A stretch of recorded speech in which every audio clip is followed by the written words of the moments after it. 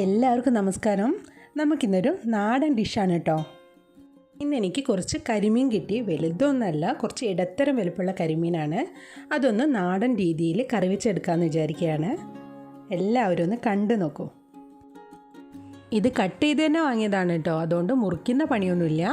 നന്നായിട്ട് കഴുകി വൃത്തിയാക്കി വെച്ചിട്ടുണ്ട്. ഞാനിവിടെ പുളി വെള്ളത്തിലിട്ട് വെച്ചിട്ടുണ്ട്. പുളിയുടെ അളവ് ഇപ്പോൾ എങ്ങനെയാണ് പറഞ്ഞു തരിക? ഒരു ചെറുനാരങ്ങയുടെ വലുപ്പത്തിലും കുറച്ചധികം. നാടൻ കറിയാകുമ്പോൾ നല്ല എരിവും പുളിയൊക്കെ വേണം. ഇനി വേണ്ട സാധനങ്ങൾ, ഞാനിവിടെ ഒരു വലിയ കഷ്ണം ഇഞ്ചി എടുത്തിട്ടുണ്ട്. അത് നീളത്തിൽ ചെറുതായിട്ട് മുറിച്ചെടുത്തിട്ടുണ്ട്. പിന്നെ വെളുത്തുള്ളിയാണ്, അതും ചെറുതായിട്ടാണ് മുറിച്ചെടുത്തിരിക്കുന്നത്. പച്ചമുളക് നീളത്തിലരിഞ്ഞത് ഒരു 4 എണ്ണം ഉണ്ട്. തക്കാളി 2 എണ്ണം എടുത്തിട്ട് അതിൽ കുറച്ച് ഞാൻ മാറ്റി വെച്ചിട്ടുണ്ട് കേട്ടോ. ഉള്ളിലെ പൾപ്പൊക്കെ കളഞ്ഞിട്ട് കുറച്ച് മാറ്റി വെച്ചിട്ടുണ്ട്. പിന്നെ ഉള്ളത് കറിവേപ്പിലയാണ്, അതും നല്ല നാടൻ കറിവേപ്പില. ഇനി കറിയിലേക്ക് വേണ്ട മസാലകളൊക്കെ ഒന്ന് റെഡിയാക്കി വെക്കാം.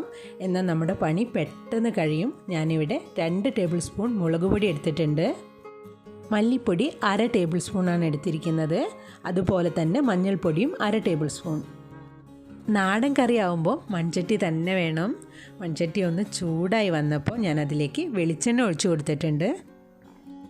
ഇനി ഈ വെളിച്ചെണ്ണയിലേക്ക് മുറിച്ച് വെച്ചിരിക്കുന്ന കഷ്ണങ്ങൾ ഓരോന്നായിട്ട് ചേർത്ത് കൊടുക്കാം. ഞാനിവിടെ ഇഞ്ചി മുഴുവനായിട്ട് ചേർത്ത് കൊടുത്തിട്ടുണ്ട്. ഇഞ്ചി എണ്ണയിൽ കിടന്നൊന്ന് വഴന്ന് വരുമ്പോൾ ഇതിലേക്ക് മുറിച്ച് വെച്ചിരിക്കുന്ന വെളുത്തുള്ളി ചേർത്ത് കൊടുക്കാം. ഈ കറിയിൽ സവാളയോ ചെറിയുള്ളിയോ ഒന്നും ചേർത്ത് കൊടുക്കുന്നില്ല. ഇഞ്ചിയും വെളുത്തുള്ളിയും പച്ചമുളകും ഒക്കെ തന്നെയാണ് ഈ കറിയുടെ സ്വാദ്. അതുകൊണ്ട് ഇതൊന്ന് നന്നായിട്ട് വഴറ്റിയെടുക്കാം. ഇനി ഇതിലേക്ക് കറിവേപ്പില ചേർത്ത് കൊടുക്കുകയാണ്. ഈ വെളുത്തുള്ളിയൊക്കെ വഴന്ന് വരുമ്പോൾ തന്നെ നല്ലൊരു സ്മെല്ലാണ്. ഇനി ഇതിലേക്ക് പച്ചമുളക് കൂടി ചേർത്ത് കൊടുക്കാം. ഈ മുളകിൻ്റെയൊക്കെ പച്ചമണം മാറി വരുന്നവരെ ഒന്ന് വഴറ്റിയെടുക്കണം. ഇനി ഇതിലേക്ക് തക്കാളിയാണ് ചേർത്ത് കൊടുക്കുന്നത്. 2 തക്കാളി എടുത്തിട്ട് അതിലൊന്ന് മാറ്റി വെച്ചിട്ടുണ്ട്. ആ മാറ്റി വെച്ചതിൻ്റെ പൾപ്പ് കൂടി ഞാൻ ഇതിലേക്ക് ഇട്ട് കൊടുത്തിട്ടുണ്ട്. തക്കാളി ഒരുപാടൊന്നും ഉടച്ചെടുക്കുന്നില്ല. അത്യാവശ്യം ഒരു വേവാകുമ്പോൾ തന്നെ നമുക്ക് മസാലക്കൂട്ടുകളൊക്കെ ഒന്ന് ചേർത്ത് കൊടുക്കാം. ഇത് നല്ല എരിവുള്ള മുളകാണേ. മല്ലിപ്പൊടിയാണെങ്കിൽ കുറച്ചേ ഉള്ളൂ. അത് കറിക്ക് അത്ര നിറം കിട്ടാൻ വേണ്ടിയിട്ടാണ്. മല്ലിപ്പൊടി കൂടുതലായാൽ കറിക്കൊരു വേറെ ഒരു നിറമായിപ്പോവും. നമുക്ക് വേണ്ടത് മുളകിട്ട കറിയാണ്.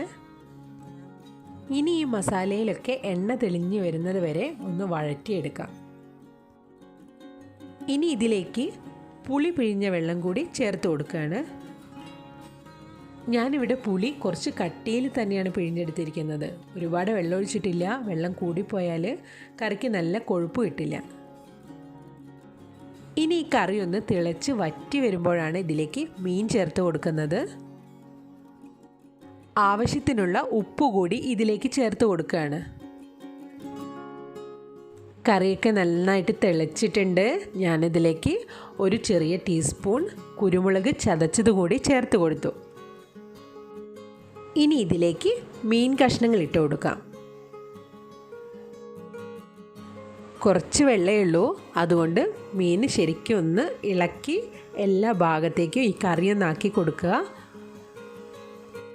മീൻ ഉടഞ്ഞു പോകാതെ ശ്രദ്ധിച്ച് വളരെ പതുക്കെ ഒന്ന് നീക്കി കൊടുത്തിട്ടേ ഉള്ളൂ. ഇനി ഈ കറി ഒന്ന് അടച്ചു വെച്ച് വേവിക്കണം. അടയ്ക്കാന്ന് പറഞ്ഞാൽ മുഴുവനായിട്ട് അടച്ചിട്ടില്ല. ആവി വീണിട്ട് അത് വെള്ളമായി പോവാതിരിക്കാനാണ് ഇങ്ങനെ ചെയ്തത്. കണ്ടോ, കറി ഒന്ന് തിളച്ച് വന്നു. ഞാനിതിൽ ഉപ്പും പുളിയൊക്കെ ആവശ്യത്തിനുണ്ടോ എന്നൊന്ന് നോക്കുകയാണ്. നല്ല പുളിയും അതിനനുസരിച്ച് എരിവും ഒക്കെ ഉണ്ട് കറിക്ക്. നല്ല രുചിയുണ്ട്. നേരത്തെ മാറ്റി വെച്ചിരിക്കുന്ന തക്കാളി കഷ്ണങ്ങളില്ലേ, അത് ഞാൻ ഇപ്പോൾ ഇട്ട് കൊടുക്കുകയാണ്.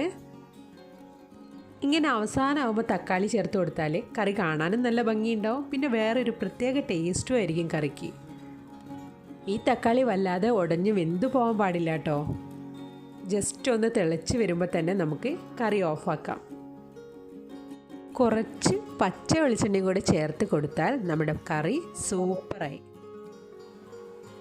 നാടൻ കറി എല്ലാവർക്കും ഇഷ്ടമായല്ലോ. പെട്ടെന്ന് ലൈക്ക് ചെയ്തോളൂ. സബ്സ്ക്രൈബ് ചെയ്യാത്തവർ സബ്സ്ക്രൈബ് ചെയ്തിട്ട് താഴെയുള്ള ബെൽ ബട്ടൺ കൂടി ഒന്ന് അമർത്തിയാൽ ഞാൻ അപ്ലോഡ് ചെയ്യുന്ന വീഡിയോസൊക്കെ നിങ്ങൾക്ക് ഉടനടി ലഭിക്കും. ഇനി നമുക്ക് വീണ്ടും കാണാം.